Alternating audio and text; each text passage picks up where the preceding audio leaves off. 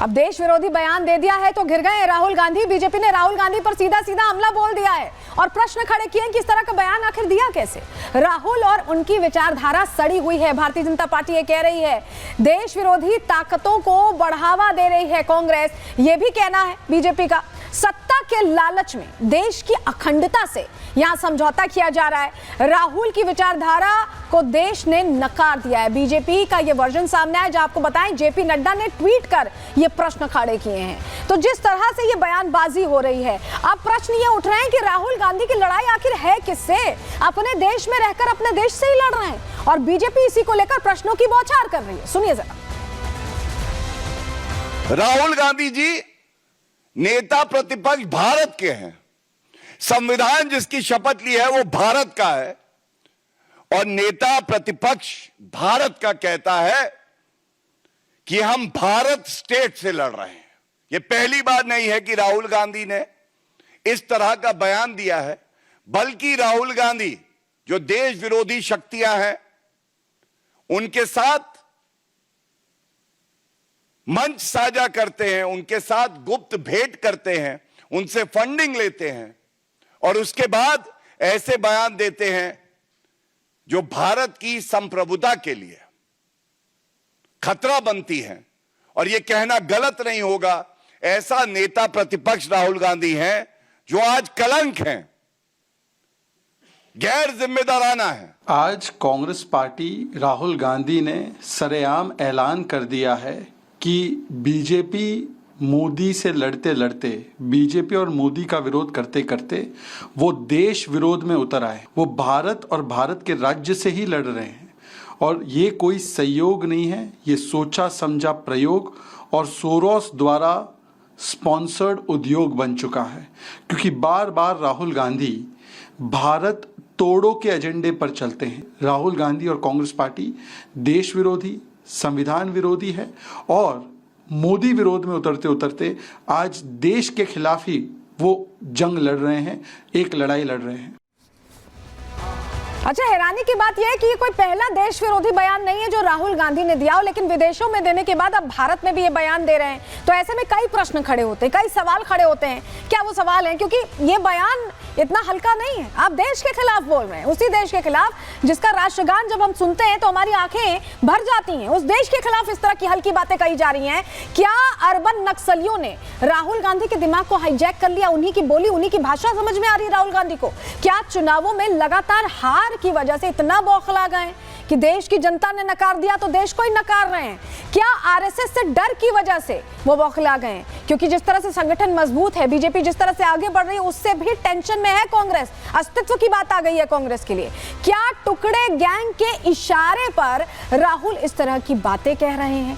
क्योंकि ये जो बातें सामने आती हैं वो सीधे जनता के दिमाग में हिट करती हैं और यही वजह है कि कांग्रेस एंड चुनावों से पहले राहुल गांधी को बहुत फील्ड पे नहीं उतारना चाहती है, लेकिन सेल्फ गौर करने वाले राहुल गांधी मौका खोज ही लेते हैं। क्या सत्ता के लिए देश बांटना चाह रहे हैं राहुल? ये बयान किस लिए? चुनावों से पहले, दिल्ली चुनाव से पहले ये बयान, क्योंकि मंच तो सियासी नहीं था। क्या संविधान का नाम लेकर देश विरोधी काम किया जा रहा है? संविधान की कॉपी लेकर जो राहुल गांधी चलते हैं, क्या वो देश के संविधान में, देश में विश्वास रखते हैं? क्योंकि ऐसा लग नहीं रहा है उनकी बयानबाजी के बाद। रिपोर्ट इसी से जुड़ी आपके सामने रख रहे हैं।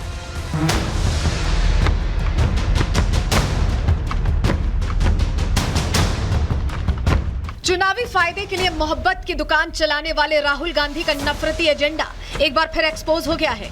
बीजेपी और आरएसएस पर जहर उगलते उगलते राहुल ने फिर से देश विरोधी टिप्पणी कर दी। राहुल गांधी के इस देश विरोधी बयान की चौतरफा आलोचना हो रही है। बीजेपी के नेता एक एक कर राहुल पर हमला बोल रहे हैं। उन्होंने बयान दे दिया कि he is against the Indian state and he has to fight the Indian state. तो वहाँ तक मुझे याद है मेरे अपने पॉलिटिकल जीवन में कि फाइटिंग द स्टेट तो सिर्फ ये नक्सलाइट्स करते हैं, वो जो मतलब आर्म्ड इंसरेक्शन, क्या उसका वो इरादा है कि यह इंटेलेक्चुअली फाइट कर रहा है? जो भी कर रहा है भाई, आपने शपथ ली है as a member of parliament, you are the leader of opposition, और इसके खिलाफ हो गया। आज कहता है I am going to fight the Indian state. लगता है मेरे को कहीं डिस्कनेक्ट है। भारत के राज्य से लड़ाई की बात कर रहे हैं, वो इंडियन स्टेट से लड़ाई की बात कर रहे हैं। अब यही भाषा तो एग्जैक्टली अमृतपाल सिंह खालिस्तानी बोलता था, यही भाषा अफजल गुरु बोलता था। अब ये और यही भाषा सोरस और जो विदेशी ताकतें देश को तोड़ना चाहती हैं वो भी यही भाषा बोलती हैं। अब इनके आपस में क्या तार मिले इसकी जानकारी आनी चाहिए। खड़गे साहब जवाब दीजिए कि सोरस का, राहुल गांधी का, अमृतपाल सिंह खालिस्तानी का क्या रिश्ता है। राहुल गांधी के बयान के बाद कांग्रेस एक बार फिर से बैकफुट पर है। राहुल के इस बयान को कांग्रेसी नेता डिफेंड नहीं कर पा रहे हैं। यही वजह है कि कांग्रेस राहुल के बयान पर टिप्पणी करने के बजाय आरएसएस को टारगेट कर रही है। आरएसएस के जो मोहन भागवत जी हैं उन्होंने काफ़ी अपमानजनक शब्द का उन्होंने व्यवहार किया। भारत के स्वतंत्रता संग्राम के साथ भारत के वो हज़ारों शहीद देश के हर कोने में जिन्होंने भारत के स्वतंत्रता के लिए अपनी जीवन की शहादत दी, उनका अपमान किया। और इसीलिए इस टिप्पणी की निंदा हम पूरी पार्टी और पूरे देश को करनी चाहिए।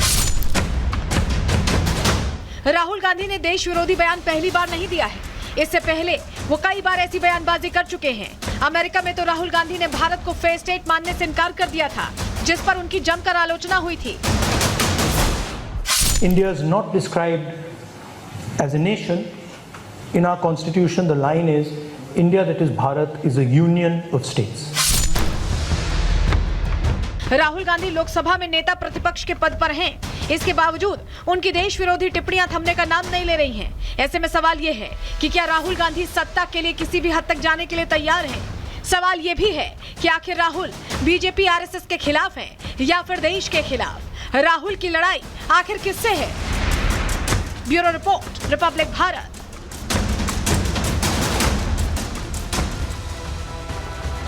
चुनावों से ऐन पहले मोहब्बत की दुकान सजाई जाती है, लेकिन उसमें ऐसे नफरती सामान मिले तो लोग क्या करें?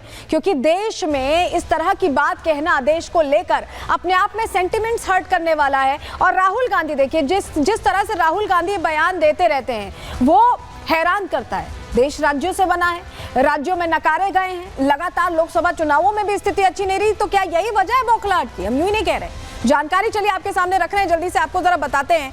तमिलनाडु में 61 साल से कांग्रेस की सरकार नहीं बनी, दाल नहीं गली यहाँ पे। बंगाल की बात करें, 51 साल से यहाँ भी एंट्री नहीं हो पाई, एग्जिट का ही रास्ता दिखा रही है जनता।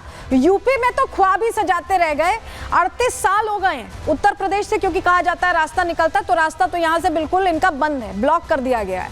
बिहार की बात करें तो यहाँ भी देखिए 30 साल से यहाँ भी सरकार नहीं बन पाई है। इसके अलावा गुजरात की बात करें तो 30 साल से कांग्रेस सरकार यहां भी नहीं बनी है। वहीं त्रिपुरा की अगर बात कर लेते हैं तो 35 साल से एंट्री नहीं मिल पाई है, जबकि बोलते ये है कि इन्हें पसंद किया जाता है कांग्रेस की जनता। समर्थक है, कैसी समर्थक है जनता जहां वोट ही नहीं मिल रहा। उड़ीसा की बात करें तो 28 साल से यहां भी सरकार नहीं बनी। तो क्या जिस तरह से हर जगह से आउट कर दिया जा रहा है, उसके बाद ये बौखलाहट सामने आ रही है? प्रश्न यही है। लेकिन भारत में रहकर इस तरह की भारत विरोधी बयानबाजी संतों को भी पसंद नहीं आ रही।